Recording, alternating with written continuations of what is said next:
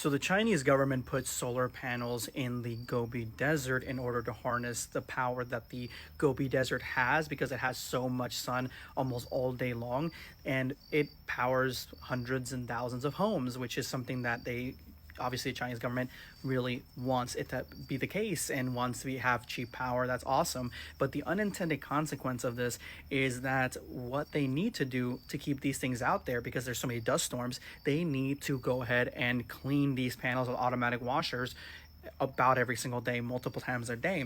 So what ended up happening is that the water coming off the panels itself hit the desert floor, and in surprising every single person that worked on this project, it began breathing life into the desert. Grass started to show up and pop up right underneath it, and to the point where it got so high that it covered the entire solar panel. It was wrapping itself around it and stopping the solar panels from really doing their job. It was messing with them. So what the Chinese government did was it brought in people to mow it down, but there were so many solar plant panels across miles and miles. It was not only expensive, but it wasn't worth it to do because it would just come right back. So what they ended up doing is unleashing hundreds of thousands of goats in the area to live, and they had the grass that they needed right there, the shade from the solar panels, and the water coming off of them. And this exploded the goat population to be something that it is right now. Basically, unintended